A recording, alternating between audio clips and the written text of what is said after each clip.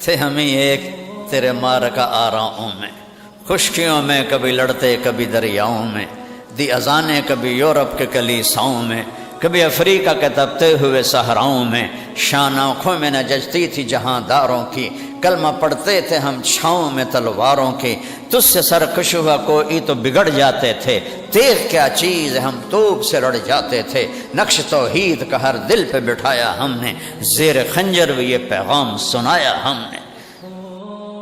اور حضرت عمر کے دور میں فتوحات کا دروازہ کھلا تو صحابہ ایران میں داخل ہوئے، روم میں داخل ہوئے، خالد بن ولید، شرحبیل بن حسنہ، ابو عبیدہ بن جراح، عمر بن عاص، یہ 4 لشکر شام میں روم کی سلطنت میں داخل ہوئے، 2 لشکر خالد بن ولید، عیاض بن غنم، یہ عراق میں ایران میں داخل ہوئے۔ پھر آپ نے خالد بن ولید کو بلا کر شام بھیج دیا، یرموک کی لڑائی سر پر تھی حضرت ابوبکر صدیق نے، اور سعد بن ابی وقاص کو ایران میں صحابہ کے لشکر کا امیر بنا دیا، اور یہ وہاں یرموک یہاں قادسیہ، ایک حدیث سے یاد آ گئی، یوشک الامم ان تداعی علیکم کما تداعی الآکلۃ الی قصعتها، ایک وقت آئے گا قومیں تمہیں ایسے تقسیم کریں گی جیسے دسترخوان پہ کھانا تقسیم ہوتا ہے، اے ذرا بوٹی لے لو، اے روٹی لے لو، اے شورا لے لو، ایسے تقسیم کریں گے۔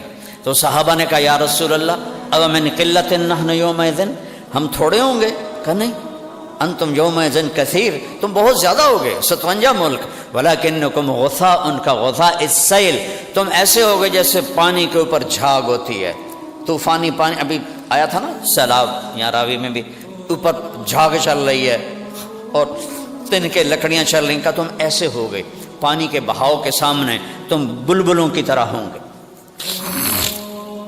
وَلَيَنزِعَنَّ اللَّهُ مِن صُدُورِ عَدُوِّكُمُ الْمَحَابَةَ مِنكُمْ، اللہ دشمن کا روب تمہارے دلوں سے نکال دے گا، وَلَيَقْذِفَنَّ فِي قُلُوبِكُمُ الْوَهْنَ، تمہارے دلوں میں وہن ڈال دے گا۔ صحابہ نے پوچھا یا رسول اللہ وہن کیا ہے؟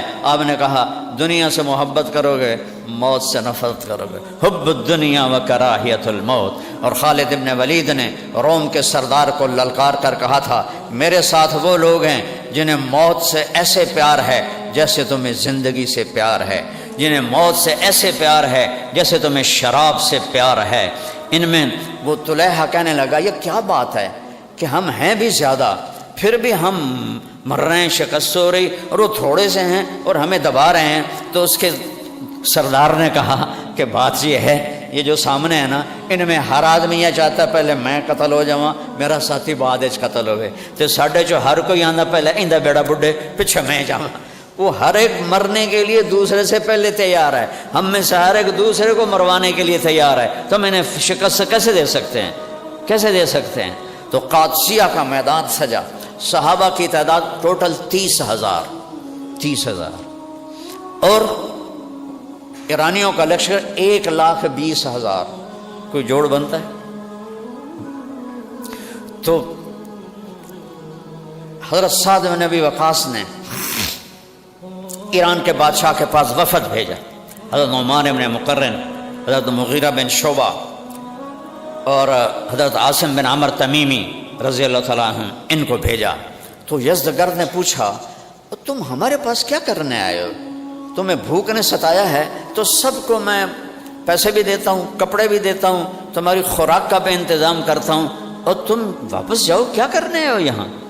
تو حضرت نعمان بن مقرن نے کہا کہ اے امیر یہ بات نہیں ہے، ہم اب وہ عرب نہیں ہیں، ہم ویسے تھے جیسے تم کہہ رہے ہو، روٹی کو محتاج تھے، پانی کو محتاج تھے، اللہ نے ایک نبی بھیجا، اس نے ہمیں ایمان کا راستہ بتایا، اللہ کا پتہ بتایا، اس نے ہمیں حکم دیا کہ ہم دنیا کی قوموں کو جا کر کہیں کہ کلمہ پڑھ لو اور مسلمان ہو جاؤ، اور اگر ایمان نہیں لاتے ہو تو صلح کرو اور ہمیں ہمارے ماتحت ہو کے رہو، اور اگر یہ بھی نہیں کرنا تو پھر تلوار ہمارے تمہارے درمیان فیصلہ کرے گی۔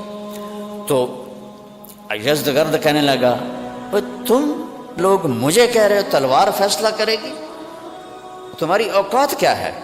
تو مغیرہ بن شعبہ رضی اللہ عنہ کھڑے ہوئے، کہنے لگے اے بادشاہ یہ عرب کے سردار لوگ تیرے سامنے کھڑے ہیں، کوئی کمی کمین کوئی نہیں کھڑے ہوئے، ہم اب وہ عرب نہیں ہیں ہمارے پیچھے اللہ ہے، ہمارے پیچھے اللہ کا رسول ہے، ہمارے تمہارے درمیان یا کلمہ پڑھو، تم بھائی بھائی ہو جائیں گے اور پھر کبھی تمہارے شہروں میں واپس نہیں آئیں گے، اور اگر کلمہ نہیں پڑھتے ہو تو ہمارے تابع ہو کے زندگی گزارو تاکہ تمہارا ظلم و ستم ختم ہو، اور اگر یہ بھی نہیں ہے تو پھر تلوار فیصلہ کرے گی۔ تو وہ کہنے لگا یزدگرد اگر قاصدوں کو قتل کرنا جائز نہ ہوتا تو میں تم تینوں کے سر اڑا دیتا، نکل جاؤ یہاں سے، تمہاری اوقات کیا ہے، میں رستم کو بھیج رہا ہوں تمہیں زمین میں دفن کر دے گا۔ پھر کہنے لگا مٹی لاؤ، مٹی کا ٹوکرا آیا، کہنے لگے تم میں سردار کون ہے؟ تو عاصم بن عمر تمیمی رضی اللہ عنہ کہا میں ان کا سردار ہوں، کہا ٹوکرا دے سر تے رکھو، انہوں نے کہا تھوڑی بس اے اوقات ہے، اے مٹی لے جاؤ، باقی ایران تو انہوں کچھ نہیں دے گا، اس وقت ایران سارا فارسی تھا نا۔ تو جب وہ باہر نکلے تو عاصم بن عمر کہنے لگے مبارک ہو، ایران کے بادشاہ نے ایران کی چابی ہمیں دے دی، ایران کی سرزمین ہمیں دے دی، اور کہا بھاگو جتنی جلدی ہو سکتا ہے۔ جو رستم تھا سپہ سالار، وہ نجومی بھی تھا، جب وہ دربار میں آیا تو یزدگرد نے بتایا کہ میں نے آج ان کے ساتھ یہ سلوک کیا ہے، کہنے لگا مٹی دے دی، کہاں میں انہوں نے سبق دیتا ہے، انہوں نے سر تے مٹی رکھائی ہے، مزدوراں طرح تگاری چبائی ہے۔ وہ کہنے لگا تو نے مٹی نہیں دی، تو نے ایران دے دیا۔ اس نے پیچھے 10 فوجی بھگایا، بھاگو اور پکڑو ان کو اور ان سے مٹی واپس لو، لیکن انہوں نے بھی اس سے فال لے لی تھی کہ یہ اللہ نے ایران کی زمین ہمیں دے دی۔ انہوں نے اپنے عربی گھوڑوں کو، ایرانی گھوڑے کہاں پہنچ سکتے تھے، انہیں سر پر دوڑائے اور جا کر وہاں قادسیہ پہنچ گئے، ساتھ کے سامنے وہ ٹوکرا رکھا، لو جی امیر صاحب ایران نے اپنی زمین ہمارے حوالے کر دی۔ تو رستم کو بھیجا یزدگرد نے 1,20,000 کا لشکر دیکھ کر، اور وہ چونکہ نجومی تھا تو اس کو نظر آ رہا تھا کہ فتح کوئی نہیں ہے۔ پھر اس نے خواب دیکھا، البدایہ والنہایہ میں یہ واقعہ لکھا ہوا ہے کہ ایک آسمان سے فرشتہ آتا ہے اور ایرانی فوجوں سے سارے ہتھیار چھین کر ایک کپڑے میں بند کر کے حضرت عمر کو پکڑا دیتا ہے۔ اس کی آنکھ کھل گئی، اس نے کہا لے بھائی ایران دا بیڑا بڑھ گیا ہوں۔ تو اس نے بات کو لمبا کیا، حضرت سعد کو پیغام بھیجا کوئی آدمی بھیجو ہم اس سے بات کریں، مکالمہ کریں۔ تو آپ نے ربیع بن عامر رضی اللہ تعالیٰ عنہ کو بھیجا، تو اس نے اپنا دربار سجایا اور زرق برق سونا چاندی اور بہت بڑا تاج سونے چاندی سے بنا ہوا اس کا تخت۔ تو حضرت ربیع جو تھے وہ ایک عربی گھوڑے کمزور ہوتے تھے، کمزور سے مراد یہ نہیں یعنی دبلے ہوتے تھے، چونکہ کھانا پینا وافر نہیں ہوتا تھا، لیکن طاقت میں صحرائی گھوڑے جیسے ایک شہری اور ایک پہاڑی کا کوئی مقابلہ نہیں۔ پہاڑی بچے بھی چڑھ جاندے، ساڑھے بیلیاں کو اتوں تھی پوڑیاں نہیں چڑھیاں جاندیاں۔ تو وہ جب پہنچے نا وہاں تو ایرانی ہنسنے لگے کہ ایس گھوڑے تے آئیں سڑنا لڑن واسطے، آگے ان کی تلوار بھی چھوٹی سی، ڈھال بھی چھوٹی سی۔ تو وہ کہنے لگے، پہنچے نا جب خیمے کے سامنے تو انہوں نے کہا یہ گھوڑے سے اتر جاؤ اور ہتھیار ڈال دو۔ کہا میں خود نہیں آیا ہوں، تم نے بلایا ہے، اسی طرح اندر جاؤں گا ورنہ واپس چلا جاؤں گا۔ انہوں نے رستم سے کہا، رستم نے کہا آنے دو۔ تو وہ اندر گئے گھوڑے سمیت اور ہاتھ میں نیزہ پکڑ لیا اور بڑے موٹے موٹے قالین وچ زور دی نیزہ ماریں اور اتنا بڑا سوراخ کر دیں، پھر نیزہ ماریں اور سوراخ کر دیں۔ اور رستم غور سے دیکھ رہا تھا، آگے گئے اور وہاں جو بڑے بڑے گدے پڑے تھے نا، ایک گدے کی رسی نکال کے نا اس سے اپنے گھوڑے کی لگام باندھ دی۔ رستم ویکھی جاندے کی بلا ہے، لکھاں فوجی بیٹھے ہیں، ادھر تے اثر ہی کوئی نہیں ہو رہا، اور آرام سے جا کر رستم کے ساتھ بیٹھ گئے۔ تو اس کے سپاہیوں نے پکڑ کر ان کو دھکا دے کے نیچے گرا دیا۔ تو کہنے لگے اچھا میں تو سمجھتا تھا کہ تم ایک اللہ کو ماننے والے ہو، پر تم نے تو انسانوں کو بھی خدا بنایا ہوا ہے۔ کوئی بات نہیں، میں زمین پہ بیٹھ جاتا ہوں۔ زمین پہ بیٹھ گئے تو رستم سے بات چیت شروع ہوئی۔ کہنے لگے کیوں آئے ہو؟ بھوک سے تنگ ہو کر؟ کہ نہیں، ان اللہ ابتعثنا، ہم خود نہیں آئے، ہمیں اللہ نے بھیجا ہے۔ کس لیے؟ لنخرج العباد من عبادت العباد الى عبادت رب العباد، تاکہ لوگوں کو انسانوں کی خدائی سے نکال کر اللہ کی خدائی کے سامنے جھکا دیں۔ من جور الادیان الى عدل الاسلام، ظلم و ستم سے نکال کر اسلام کے عدل میں داخل کر دیں۔ من ضیق الدنیا الى سعتها، اور دنیا کی تنگیوں سے نکال کر دنیا کی فراخیوں پر لے آئیں، اس کے ساتھ ہم آئے ہیں، اور اللہ نے ہمیں وعدہ کیا ہے مدد کا۔ تو رستم کہنے لگا کیا مدد؟ کہا جو ہم میں زندہ رہے گا وہ تمہارے ملک کا مالک بنے گا، اور جو قتل ہو جائے گا وہ جنت میں جائے گا، اس کا وعدہ ہے ہمارے ساتھ۔ تو سارا دربار دیکھ کے ہنسے جا رہا ہے، اور رستم چونکہ نجومی بھی تھا اور سمجھدار بھی تھا، وہ اس کے ایکشن دیکھ رہا ہے، گفتگو کا انداز دیکھ رہا ہے، کوئی متاثر کوئی نہیں، یہ دیکھ رہا ہے۔ تو رستم کہنے لگا ہمیں کچھ مہلت دو، ہم پیچھے مشورہ کریں۔ ربی کہنے لگے ہمارے نبی نے ہمیں 3 دن سے زیادہ مہلت کی اجازت نہیں دی، 3 دن کی مہلت ہے، جو کرنا ہے کر لو، یا لڑائی یا صلح۔ اور یہ کہہ کر جب وہ گئے تو رستم نے اپنے سرداروں سے کہا وہ ویکھیا جے اینو جڑا آیا ہے؟ کہنے لگے ہاں گندے سے کپڑے، چھوٹی سی تلوار، کھوتے جیا ہوتا گھوڑا، لے بلا کوئی بندہ ہی؟ پاگلو میں اس کے گھوڑے تلوار کی بات نہیں کر رہا، اس کا بول دیکھو کتنا طاقتور تھا، اس کے چہرے کے ایکسپریشن دیکھو، تم سے ذرا متاثر نہیں ہوا ہے۔ یہ تو ایک ہے، پیچھے 30,000 ہیں، کیسے لڑو گے ان سے؟ صلح کر لیں ان کے ساتھ۔ کہیں ہم فاتح دنیا ہم صلح کریں تو ہماری غیرت کے خلاف ہے۔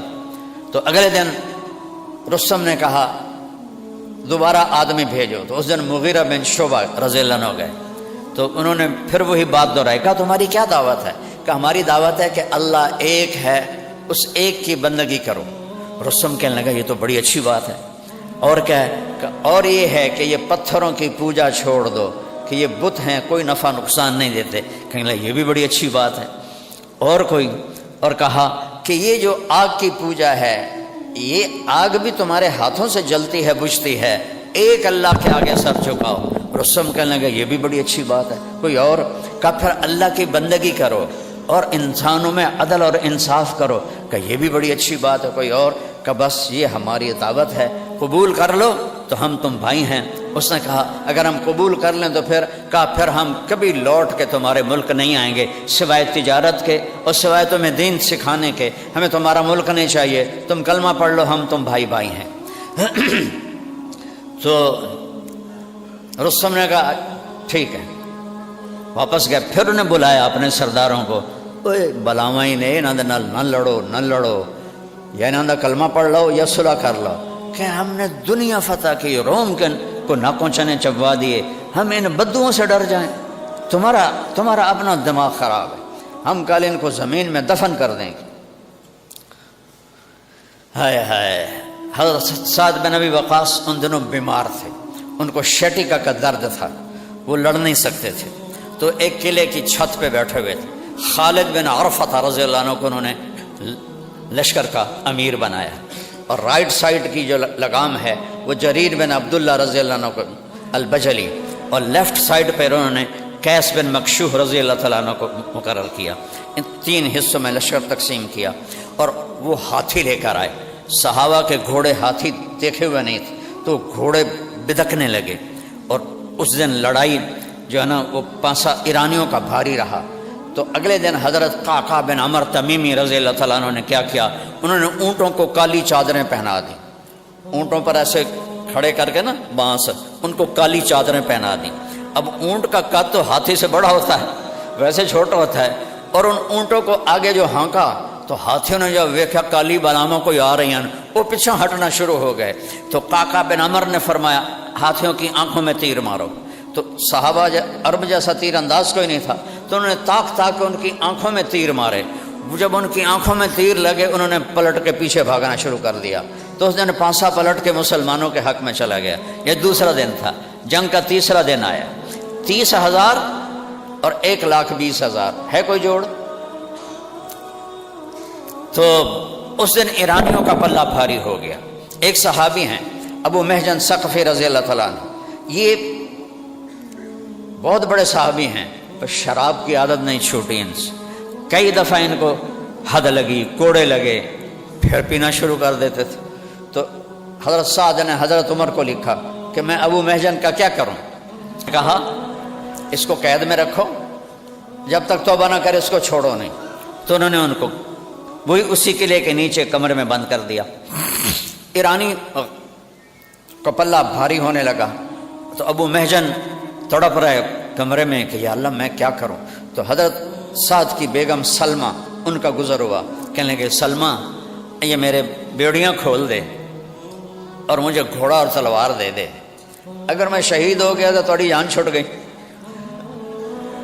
اور اگر میں بچ گیا تو میں واپس آ کے خود ہی بیڑیاں پہن لوں گا۔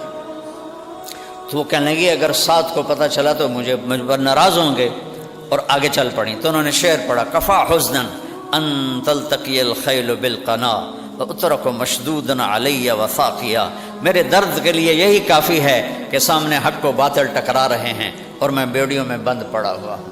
اذا قمت عنان الحدید غلقت علی مصاری قد تسم المنادیا، جب میں اٹھنے کی کوشش کرتا ہوں تو میرے لوہے کی بیڑیاں مجھے زمین پہ پھینک دیتی ہیں، اور میرے اور ان کے درمیان دیوار حائل ہے کمرے کی جو میری پکار کو باہر جانے ہی نہیں دیتی۔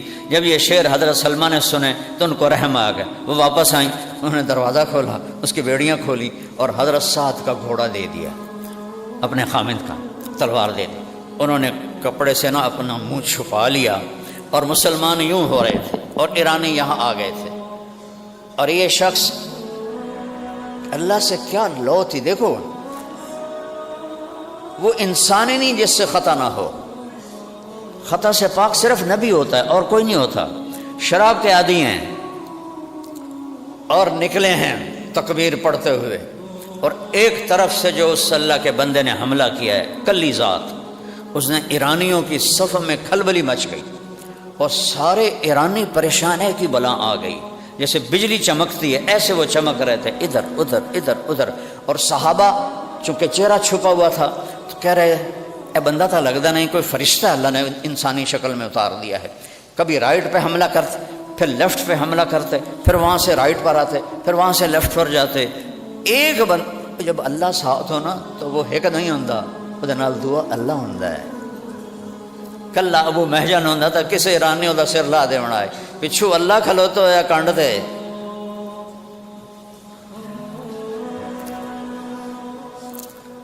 تو وہ اس قدر کھلبلی مچی کہ ایرانی پیچھے ہٹنا شروع ہو گئے۔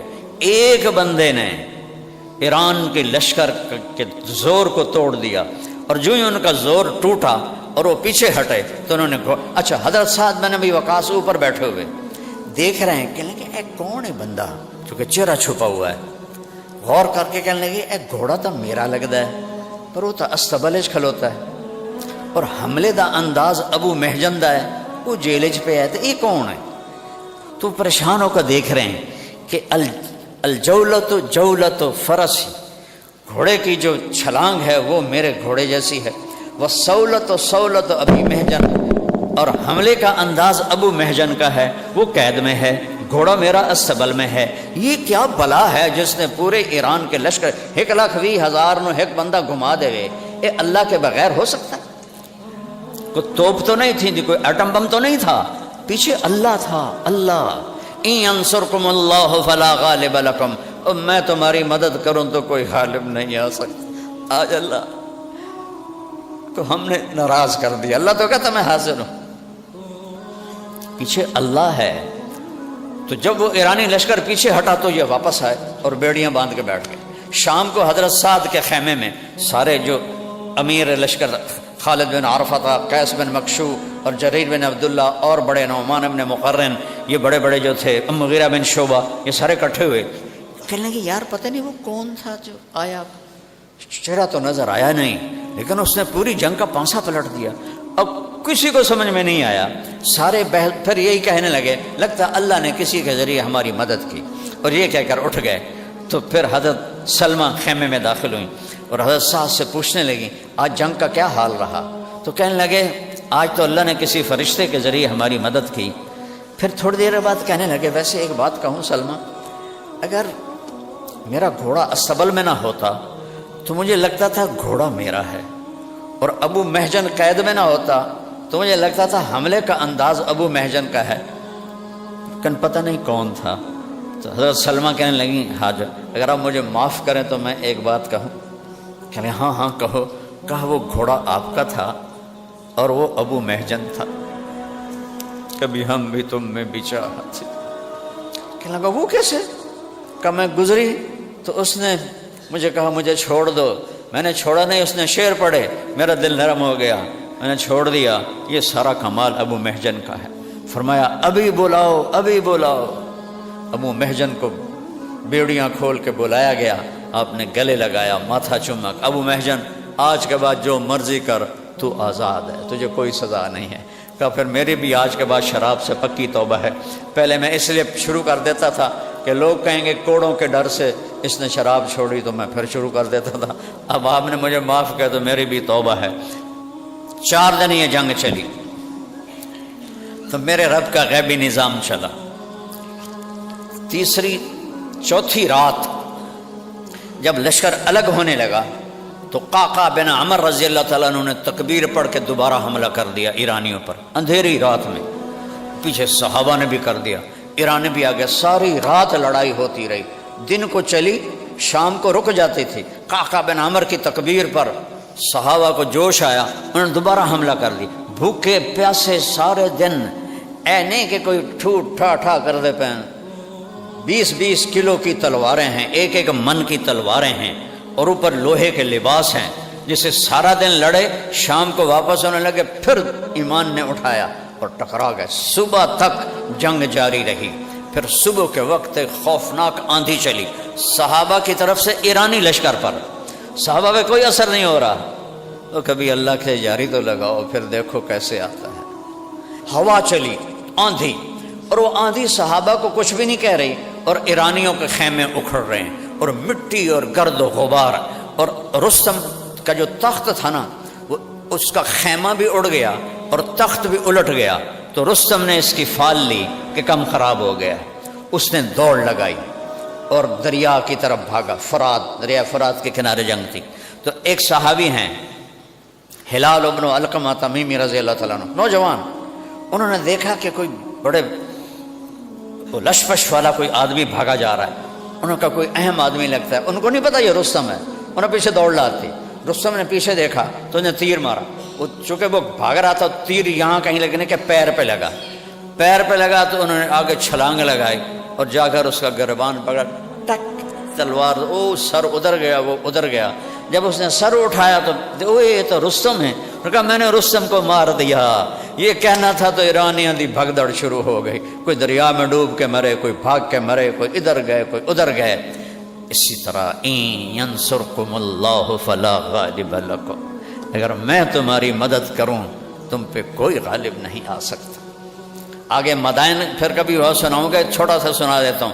دریا میں دجلہ میں خوفناک طوفان تھا اور عرب کے گھوڑے پانی کے عادی نہیں ہیں. حضرت سعد نے فرمایا میں نے دریا پار کرنا ہے، آج ہی کرنا ہے، لہذا سب تیاری کرو. کیا؟ سب کہو نستعین باللہ لا حول ولا قوت الا باللہ. یہ تیاری ہو رہی ہے. اور پہل کون کرے گا؟ تو عاصم بن عمر تمیمی، وہ جو لے کر آئے تھے ٹوکرا، انہوں نے کہا میں تیار ہوں. کہ ان کے ساتھ 600 آدمی تیار ہو جاؤ. 600 ساتھ کھڑے ہو گئے. جب دریا کے کنارے پہنچے تو حضرت عاصم بن عمر نے کہا 60 آدمی پہل کرو، 60 آدمی پہلے اندر جاؤ. کون تیار ہے؟ تو حجر بن عدی رضی اللہ عنہ پہلے کھڑے کہ میں تیار ہوں. ان کے ساتھ 60 اور ہو گئے. تو حجر بن عدی آگے اور 60 پیچھے. جب دریا کے کنارے پہنچے تو گھوڑے ڈرنے لگے، کیونکہ دریا میں شور تھا اور طوفان تھا جیسے سیلاب آتا ہے. تو گھوڑے ڈرنے لگے. تو جو گھوڑ سوار تھے وہ بھی ذرا گھبرانے لگے. تو ذرا سنیا جب ایسا گل سناؤن واسطے تو تھوڑا جا سنا دیتا ہے، باقی تفصیل کدی بعد سناواں گا. تو حجر بن عدی کہنے لگے اوئے اتخافون من هذه النطفہ، اوے نطفے تو ڈر گئے ہو. نطفے تو کس کو کہہ رہے ہیں؟ دریائے دجلہ. ساڈا راوی جڑا ہے یہ اماندہ نہیں، جس لئے سیلاب آ جاوے. دجلہ تو بلا دریا ہے. اوے نطفے سے ڈر گئے ہو، نطفے سے. اتخافون من هذه النطفہ، ایسے نطفے تو ڈر گئے ہو. ما کان لنفس ان تموت الا باذن اللہ کتابا مؤجلا. قرآن کی آیت پڑھی، کوئی مر نہیں سکتا جب تک اللہ نہ چاہے. اور کہا اللہ اکبر اور گھوڑے کو ڈال دیا. نطفہ کیا کہہ رہے ہیں؟ نطفہ. تو حجر بن عدی نے तूफानी दरिया में छलांग लगा दी, पीछे 60, पीछे 600, पीछे 30,000। और अल्लाह पे कुर्बान जाऊं, सामने दरिया के किनारे ईरानी तीर कमाने लेकर खड़े हुए थे और सहाबा ऐसे बातें करते जा रहे थे जैसे जमीन पे चल रहे हों। जब किसी का घोड़ा थक जाता, दरिया चौड़ा था, तो पानी के अंदर से खुश्क जमीन का टुकड़ा निकलता, वो उसके ऊपर घोड़ा आराम करता और फिर तैरना शुरू कर देता। और ये सारी लिखी बातें सुना रहा हूं, हवाई नहीं सुना रहा हूं। दरिया में से जमीन का टुकड़ा खुश्क बाहर आ जाता, घोड़ा उस पर सांस लेता, अच्छा लग गए। पूरे लश्कर में 2 वाक़े हुए, एक पानी की मौज आई, एक सहाबी यूं हुए, थोड़ा जीन तो हिल गए। उनके साथ थे काका बिन अमर, उन्होंने ऐसे कोहनी मारी और उसको फिर सीधा कर दिया। तो साद बिन नबी वकास देख रहे थे, कहने लगे माएँ आजिज़ हैं, काका जैसा बच्चा पैदा करें। और एक सहाबी थे, उनका जो प्याला था ना रस्सी से बंधा हुआ, पानी की मौज से रस्सी टूट गई, प्याला उधर चला गया। दूसरे ने कहा लगता तेरी नीयत बदल गई है, तां तेरा नुकसान है। उसका कि अल्लाह दी कसम है मेरी नीयत कोई नहीं बदली, ये हो ही नहीं सकता कि मेरा प्याला ज़ाय हुआ। या अल्लाह जरा गल सुना जे, या अल्लाह अब मैं ही तेनू मिलिया, मेरा प्याला खड़ी जावे। क्या कमाल की बात, या अल्लाह मैं ही तेनू मिलिया, मेरा प्याला खड़ी जावे और मैं कुर्बान जाऊं। जब वो दरिया, अब देखो ना ये पानी ये जा रहा है, प्याला लकड़ी का है तो ये जा रहा है, लेकिन जब इन्होंने दरिया पार करके किनारे पे कदम रखा तो लकड़ी का प्याला आगे पड़ा हुआ था, उनसे पहले वहां पड़ा हुआ था। तो हज़रत साद ने हुक्म दिया कि इनको किनारे से हटाओ। तो उन्होंने दरिया से ही तीरंदाजी शुरू की। वो तो इतने डर गए, देव आमना, वो इंसान ने देव आ गए, देव आ गए, भजो भजो देव आ गए। एडे वड्डे दरिया पार की जाते, ना कोई मरदा पाया, ना कोई ढांदा पाया, ना कोई डुबदा पाया। ओए बलाई हैं बंदे नहीं हैं, बलाई हैं बंदे नहीं हैं, भजो भजो। सारा शहर खाली करके भाग गए। जब हज़रत साद का लश्कर दाखिल हुआ, पूरा मदाइन खाली पड़ा था और नौशेरवां का सफ़ेद महल खाली खजानों से भरा हुआ, और वो सब खजाने मेरे रब ने सहाबा के कदमों में डाल लिए। लो इन तस्बिरू व तत्तकू ला यदुर्रुकुम कैदुहुम शैआ इन्नल्लाह बिमा यअमलून मुहीत। 2 काम तुसी कर दो, एक सबर ते एक तकवा, फिर वेख्या जे मैं आमदा किवें आ। अल्लाह ने आके दिखाया, सारे खजाने इकट्ठे हुए। एक जगह एक हिरन ऐसे पाँव कर, हिरन का बुत बना हुआ था, उस हाथ उसने ऐसे किया हुआ था, अगला ऐसे। तो हज़रत साद रज़ी अल्लाह अन्हु फरमाने लगे, ये जो ऐसे हाथ कर रहा है मुझे लगता है कोई इशारा है। बल्ला ने जब देना तो जिस तरह वो इशारा कर रहा था, कहा यहाँ खुदाई करो। खुदाई की तो नीचे से 100 खजाने निकले, 100 कमरे खजानों के भरे हुए। 450 साल हुकूमत की थी आले सासान ने, 224 ईस्वी से लेकर 651 ईस्वी तक। तो ये 400 साल के खजाने उसमें थे, जो अल्लाह ने वो उस इशारे को हज़रत साद समझे और हज़रत उमर के सामने लाकर ढेर कर दिए। और जब आप हमारे नबी जब तशरीफ़ ले जा रहे थे और सुराका हिजरत में, और सुराका बिन मालिक ने पीछा किया 2-3 दफ़ा और फिर आखिर तौबा की, तो आपने कहा सुराका आज तो मैंने नपण दे पीछे, वो क्या दिन होगा जब तुझे ईरान के बादशाह के कंगन पहनाए जाएंगे। और ख़ुद मक्के वालों से निकल के जान बचा के जा रहे हैं और दुनिया की सुपर पावर के बादशाह के कंगन की बशारत एक बद्दू को दे रहे हैं। और जब वो ख़जाने आए तो हज़रत उमर ने फरमाया किसरा के कंगन देखो। किसरा के कंगन निकाले गए, कहा सुराका को बुलाओ, वो बीमार थे, 2 आदमियों के सहारे से आए, उनको बुलाया और कहा सुराका मुझे अबू बकर सिद्दीक बता कर गए थे कि अल्लाह के नबी ने तुझे, चूँकि उस वक्त सिद्दीक साथ थे, उमर साथ नहीं थे, कि तुझे किसरा के कंगन पहनाए जाएंगे। हज़रत उमर ने खुद पहनाया, का ये ले आज मेरे नबी की बात सच्ची होगी। फिर अब चूँकि सुराका का कद लंबा था, कब वो किसरा का लिबास भी लाओ, वो लिबास लाए, वो सुराका को पहनाया और कहा साडा बादशाह है। उसको मस्जिद में इधर फिर आया, इधर फिर आया। क्या ये वो ख़जाने हैं जब लोगों ने अल्लाह की नाफरमानी की तो अल्लाह ने दूसरी कौमों को मालिक कज़ालिक व औरसनाहा कौमन आखरीन फमा बक़त अलैहिमुस समा वल अर्द वमा कानू मुनज़रीन। फ़यो तौबा करो मेरे इलाके के लोगों, तुम्हारे साथ में जितनी हमदर्दी से बात कर सकता हूँ اور کہیں نہیں کر سکتا ہوں. میری رگیں ہیں یہاں، 500 سال سے میرے آبا و اجداد کی قبریں ہیں یہاں. تو لمبے پہ میرے خاندان نے کئی سو سال حکومت کی ہے، اور جتنی ہمدردی میرے دل میں تمہاری ہو سکتی ہے کسی اور کی نہیں ہو سکتی. توبہ کرو. جوان سارے نوجوان بیٹھے ہو، بہت تھوڑے سفید داڑیاں والے ہیں، توبہ کرو.